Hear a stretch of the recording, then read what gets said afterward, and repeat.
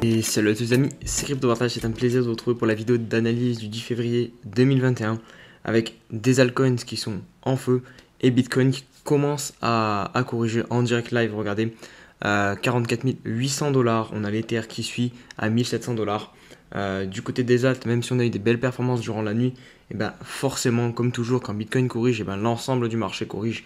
Et c'est ce qu'on est en train de voir, même si on a BNB qui est bien dans le vert, mais c'est parce qu'il a énormément pump cette nuit, il est venu toucher les 150 $. On a aussi Ada Cardano qui a complètement explosé.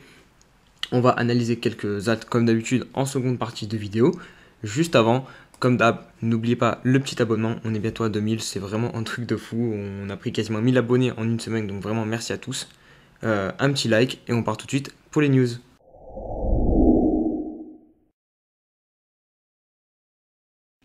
Allez, on débute les news avec le projet donc Matic Network qui a extrêmement bien performé ces derniers jours, puisque regardez très rapidement, on fait un petit tour sur les graphiques, il a pris plus de 300% en l'espace d'une ou deux semaines en cassant cette oblique ici. Et du coup, il change de nom, il va s'appeler Polygon. Donc voilà, bon à savoir. Allez, on enchaîne avec un bon plan qui vient de tomber donc sur Binance. Donc la plateforme de stacking de Binance vous propose de stacker du ADA Cardano et du Atom Cosmos avec un rendement de 24% environ selon lequel vous prenez des deux. Vous pouvez aussi prendre les deux évidemment. Et c'est un stacking pour 15 jours, donc c'est pas grand chose et ça vous permet de bénéficier d'un rendement sympathique.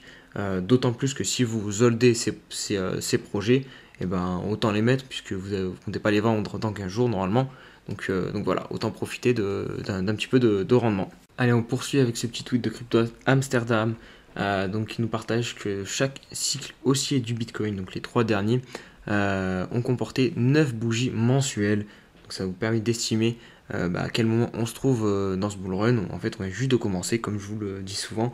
Le bull run est encore long, hein. Normalement, hein, si ça se comporte comme dans le passé, on a encore théoriquement un minimum, allez, on va pas dire 9 mois, si jamais ça se reproduit pas d'un 1 mois après, mais on a au moins 7, 6 mois encore devant nous de bull run. Regardez, ici, on est juste à 2 bougies depuis le début du bull run. Ici, si vous comptez du coup les bougies qu'il y a eu quand on a breaké en fait l'ancienne ATH de l'ancien cycle haussier, et ben regardez, on a 1, 2, 3, 4, 5, 6, 7, 8, 9 en comptant celle-ci. Là c'est pareil, 1, 2, 3, 4, 5, 6, 7, 8, 9. Donc voilà, à chaque fois on a eu 9 bougies en mensuel. Donc regardez, ici on peut très clairement, on a encore du temps du coup dans ce bull run quoi. Et lui, il nous donne sa target de 150 000 $. Après ça, c'est chacun selon son analyse technique. C'est compliqué de donner une estimation de prix vraiment exacte, une prédiction de prix. Mais du moins, d'un point de vue temporel, c'est assez pertinent en tout cas ça. Et on va conclure avec encore une petite news sympathique, puisque après Tesla, et la news d'Apple aussi hier qui est tombée. Bon, après, c'est que des rumeurs. En fait, la RBC hier, du coup, une banque, c'était juste un conseil, un investissement qu'elle faisait à Apple. C'est pas réellement Apple qui a dit qu'ils allaient acheter du Bitcoin. Donc, je rectifie du coup ce que j'ai annoncé hier. De toute façon, j'avais prévenu que c'était qu'une rumeur. Là, c'est un peu pareil. Donc là, c'est le directeur financier du réseau du coup Twitter qui n'exclut pas de passer une partie du cash de son groupe dans le Bitcoin. Donc voilà, comme je vous l'ai dit hier aussi, Tesla, je pense, a ouvert le bal et beaucoup d'entreprises vont se lancer dans Bitcoin petit à petit. Donc ce genre de news, on va en voir passer dans les jours, dans les mois à venir. C'est quasi une certitude.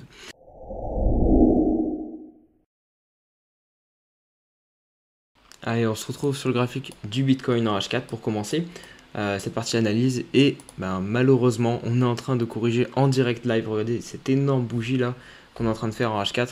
Je vais la mesurer rapidement. Hop, on est sur un moins 6%. Donc ça fait mal au portefeuille. Mais après, les gars, il faut quand même savoir relativiser, prendre du recul. Comme je le dis souvent, c'est rien du tout là. Regardez, il y a même pas 1 ou 2 jours, on était encore qu'à 38 000 $ sur Bitcoin.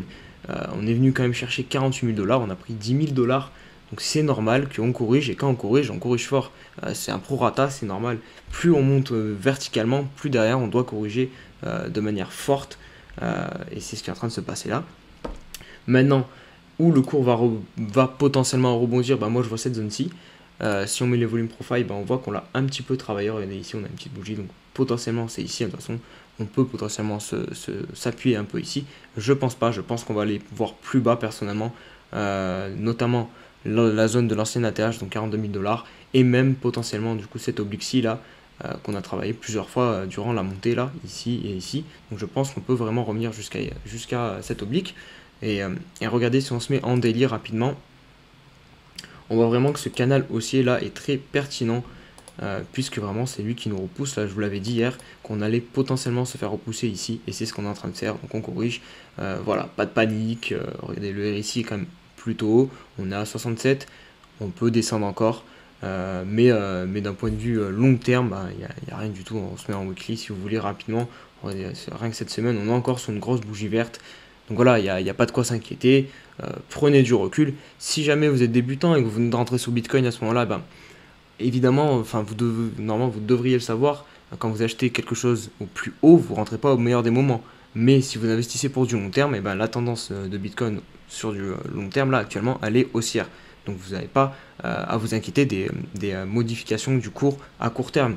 Donc vous prenez du recul et vous attendez que le cours reprenne sa hausse comme il devrait le faire normalement. Allez, on poursuit sur l'Ether. Donc voilà, je vous avais dit qu'à court terme, j'étais pas très haussier sur l'Ethereum, donc c'est normal pour moi qu'on corrige un petit peu. Mais là, de toute façon, il suit juste le Bitcoin. Il est actuellement à 1680 $. Donc on réintègre cette zone-ci, ce range, on peut dire un petit peu. En tout cas, c'est ici, on a une résistance qu'on avait réussi à casser, et c'est ce niveau-ci, donc des 1500 $. Donc je pense vraiment que si cette correction se prolonge, on va très vite revenir chercher la zone des 1500 $ et peut-être plus bas, venir s'appuyer, faire un pullback qui serait parfait du coup sur la zone de l'ancienne ATH. Si on se met rapidement en daily, on peut voir aussi qu'il y a une figure très pertinente sur le graphe daily. Regardez, on a cette oblique-ci qui nous a très bien repoussé. Là, c'est vraiment c'est le plafond qu'on a actuellement sur l'Ether. Et donc on peut vraiment venir du coup se réappuyer sur l'oblique basse, ici qui nous a soutenu depuis un bon petit moment dans cette montée. Donc voilà, il n'y a pas aussi de quoi s'inquiéter sur l'Ether. Je vais vous montrer rapidement le graphe en weekly pour que vous compreniez mieux. Voilà, on est sur quand même un enchaînement de bougies verticales. On a eu quand même des gros mouvements de volatilité, mais les clôtures sont toujours été assez hautes. Donc voilà, ça serait pas déconnant qu'on corrige un petit peu. On a RSI à 89. Donc voilà, au niveau du long terme, comme je vous dis, prendre du recul.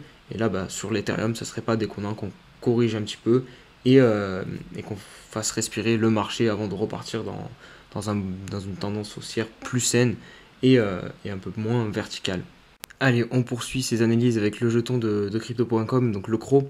Voilà, je pense que ça peut être très pertinent de rentrer sur le CRO dans ces niveaux de prix actuels, surtout quand on voit la poussée du BNB et qui a à peu près la même utilité que le CRO. C'est un utility token d'une plateforme d'exchange, et crypto.com pour moi est une bonne plateforme. En tout cas, j'ai la carte bancaire par exemple et je m'en sers, j'en suis très satisfait. Voilà, et puis ils sont très sérieux aussi. Et d'un point de vue chartiste, surtout, regardez le graphique. Pour moi, c'est très propre. Ici, on est sur un gros support. On a bien corrigé ce mouvement en haussier là. On l'a bien corrigé ici. Et là, regardez, on arrive au niveau de cette oblique. Donc, si vous voulez rentrer avec un peu plus, je dirais, de certitude, vous attendez qu'on casse cette oblique. Dès qu'on réussit à la casser, là, on est quand même en weekly. Donc, c'est un gros signal. Je pense qu'on peut très vite repartir dans une belle tendance haussière sur le jeton de crypto.com. Allez, on poursuit avec Yarn Finance, donc il m'a été demandé par un abonné. Une fois de plus, n'hésitez pas à me laisser en commentaire les tokens que vous voulez que j'analyse. Yarn Finance, en plus, je trouve que graphiquement c'est très propre aussi, puisqu'on a eu ce triangle de compression. On a en daily là, qu'on a cassé à la hausse ici, avec énormément de volume. Je pensais qu'on irait chercher directement la TH. Finalement non, on a trouvé une résistance à 37 800 $. Regardez ici, vraiment, on s'est fait arrêter plusieurs fois. Et à chaque fois on s'est fait repousser aussi sur un beau support, donc des 27 000 $. Et depuis on oscille entre ces deux targets. Là, ce qu'il va falloir faire, c'est à la limite racheter pour tous ceux qui souhaiteraient investir sur Yarn Finance. Je pense que le niveau des 27 800 $ peut être intéressant. Et sinon, attendre un breakout par le haut pour acheter de manière plus agressive et avec une confirmation du coup haussière. Et je pense que du moment qu'on va clôturer au-dessus de la zone des 37 000 $, on va très rapidement aller chercher la TH. De toute façon, il manque pas beaucoup de pourcents là, je pense, de passer de 40 000 à 43 000 à 43 000 $, pardon. Et derrière, bah, ça sera du price discovery, donc toujours intéressant le price discovery. Souvent, on part très fort. Allez, on poursuit avec Serum, donc avec son token SRM qui a été lancé il n'y a pas très longtemps, donc au niveau de cet été 2020. Donc il n'y a pas beaucoup d'historique. Ce qu'on peut constater, donc, c'est une grosse période d'accumulation durant toute la fin depuis début. Allez, on poursuit avec le token Serum, donc SRM. Il n'y a pas beaucoup d'historique puisqu'il a été lancé cet été, l'été dernier en 2020. Ce qu'on peut constater très rapidement, c'est cette grosse zone d'accumulation. Encore une fois, je vous le dis, c'est vraiment les meilleurs moments pour acheter, je trouve, ces zones d'accumulation. Là, c'était encore une fois très pertinent puisque, regardez, on l'a cassé à la hausse. On a bien travaillé le pullback. Et ensuite, là, on est en train de s'envoler à l'intérieur d'un biseau ascendant. Il faut se méfier parce que ça reste quand même une figure baissière normalement, même si actuellement avec le bull run et la puissance de la tendance haussière, et souvent on les casse par le haut, ce genre de figure, mais normalement on est censé la casser par le bas, il y a plus de probabilité. Mais en tout cas là, regardez, on est en train une fois de plus de se faire repousser par la partie haute. On a du coup des chances de venir toucher ici la partie basse à court terme, mais à long terme, ouais, je suis clairement haussier sur Serum.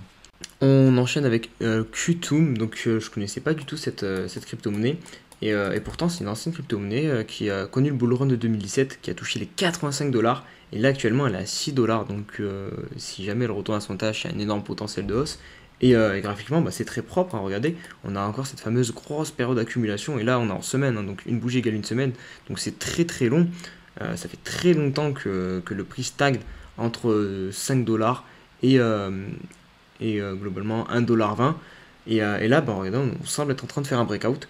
Donc vraiment, si on a un beau breakout, clôture bien au-dessus du coup de la résistance de ce gros range, personnellement, je pense que ça peut être intéressant, oui, de se placer sur ce graphique. Après, je connais pas du tout le fondamental qu'il y a derrière, renseignez-vous. Mais d'un point de vue analyse graphique, et ça c'est vraiment des graphes que j'adore moi personnellement. Il y a énormément de potentiel. Après, encore une fois, il faut vérifier que l'analyse fondamentale derrière soit pertinente. Mais en tout cas, c'est beaucoup plus intéressant, je pense, de se positionner ici que sur par exemple un aileron qui vient d'empiler. En fait, un aileron par exemple, on pourrait comparer qu'il vient de faire ça en fait. Et vous choisissez de rentrer ici potentiellement. Donc là, pour moi, il y a énormément de risques. Parce que là, regardez, on a quand même une grosse zone d'accumulation. Et au pire, le prix peut venir rechercher le bas. Mais si vous basez en termes d'historique, vous avez plus de chances qu'il se fasse repousser du coup par ce support. Et du coup, vous ne perdez pas vraiment votre argent. Tandis que là, Aileron, vous pouvez rentrer là. Et il peut clairement corriger de 50%. Donc voilà, rentrer ici, je trouve que c'est très pertinent. Et on va conclure cette vidéo donc, par le BAT. Donc le token de le navigateur Brave. D'ailleurs, si vous ne connaissez pas, je vous invite grandement à vous renseigner dessus. C'est vraiment un projet que j'affectionne et j'utilise du coup ce navigateur. Il est très intéressant et il vous permet de récolter quelques dollars. En fait, il vous reverse une partie des publicités que vous voyez sur Google par exemple directement pour vous. Donc je trouve que c'est intéressant. Et au niveau par contre du coup, de l'analyse technique de son token, c'est assez spécial ce que nous fait BAT, parce que depuis 2018, il est compris en fait entre 0,45 centimes et pas 0,45 centimes, 45 centimes pardon, et 10 centimes. Et voilà, il n'y a rien à dire de plus, si ce n'est que là, du coup, si vous basez vraiment sur les probabilités, en théorie, là, vous devriez vendre et racheter quand le prix vient toucher du coup les 10 centimes. Et si jamais on breakout par contre à la hausse et qu'on a une vraie clôture au-dessus, là par contre ça peut être très intéressant de se positionner parce qu'on passerait directement en price discovery et vu personnellement le fondamental qui est très sympathique derrière sur BAT, vraiment je pense qu'il peut vraiment bénéficier d'un pump intéressant, mais personnellement je rentrerai vraiment si on a une belle clôture largement au-dessus du coup des 45 centimes. Donc voilà pour cette vidéo les amis, j'espère qu'elle vous a plu. Si c'est le cas, comme d'hab, n'oubliez pas le petit like, ça soutient la chaîne. Et pour les nouveaux, de vous abonner, on est bientôt 2000. Si on peut péter les 2000 dès ce soir, ça serait incroyable. Et quant à nous, on se dit à demain pour une nouvelle vidéo. Je vous souhaite une bonne soirée. Allez, ciao ciao.